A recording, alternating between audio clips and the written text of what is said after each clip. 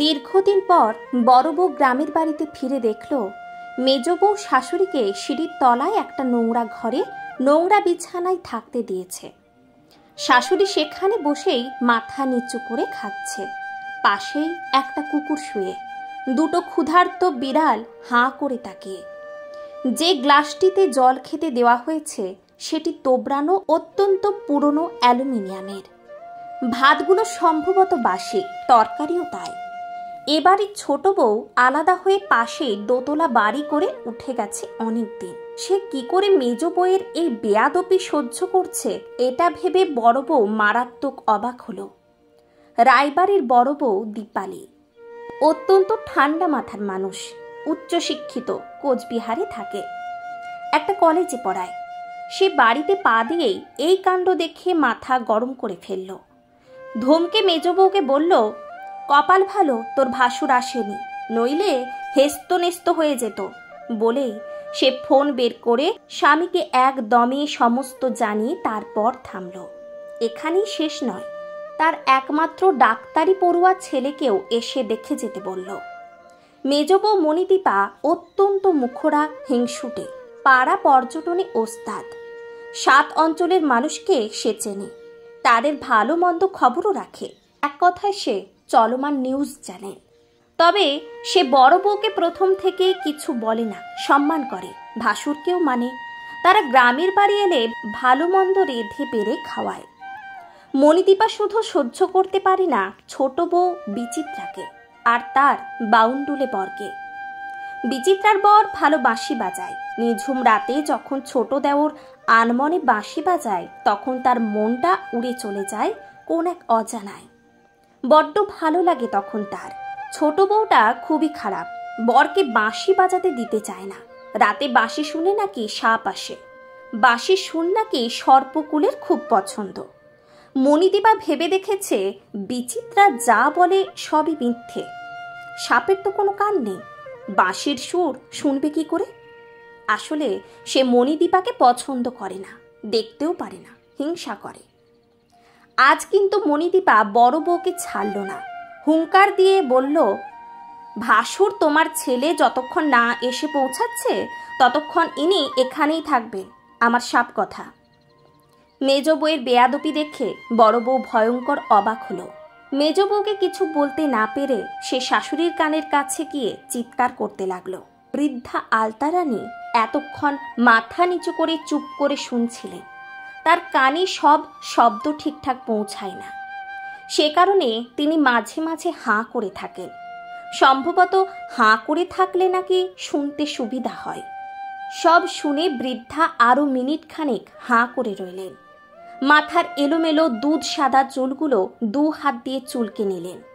শেষে চিড়ে চ্যাপটা তোবড়ানো গালখানি ফুলিয়ে বললেন, আগামীকাল সকালে তোমার কথা শুনব, এখন বিরক্ত করো না, ওপরে যাও, খাচ্ছি। মেজ বউয়ের কথা শুনে যতটা না অবাক হয়েছিল বড় বউ, তার থেকে বেশি অবাক হলেন শাশুড়ির আন্তাবুড়ি কথা শুনে। রেগে সে আর দাঁড়ালো না, হন হন করে ওপরে উঠে গেল। পরের দিন সকালে উঠে এসে বড় বউ দেখল শাশুড়ি একটা মাটির খুঁড়িতে হিসু করে পাশে রেখে দিয়েছে, একটা গামছা পরে অর্ধ উলঙ্গ হয়ে বসে। সেই বেড়াল দুটো এখনো আছে। একটা আবার লেজ অত্যন্ত খাড়া করে অনবরত ম্যাও ম্যাও করছে। বড় বউ নাকে আঁচল চাপা দিতে বাধ্য হলো। সারা ঘর কটু গন্ধে ম ম করছে। অত্যন্ত বড় মাপের কিছু মাছি চষে বেড়াচ্ছে সর্বত্র। শাশুড়ির এই দুরবস্থা দেখে দীপালির চোখে জল এলো। এত বড় বাড়ির একজন বৃদ্ধার কাজের লোক থাকবে না, এটা হয় কখনো? মেজ বউয়ের উপর রাগ তার আরো বেড়ে গেল। এর একটা বিহিত না করে সে যাবে না। ঠিক এই সময় ভিজে চুলে শুকনো মুখে মেজ বউ হাজির, বাঁ হাতে একটা পুরনো নাইটি। বড় বউয়ের গতকাল থেকে সমস্ত কাণ্ড কারখানা দেখে গা জ্বলছে। মানুষ মানুষকে এতটা অপদস্থ করতে পারে মেজ বউকে না দেখলে বোঝা যেত না।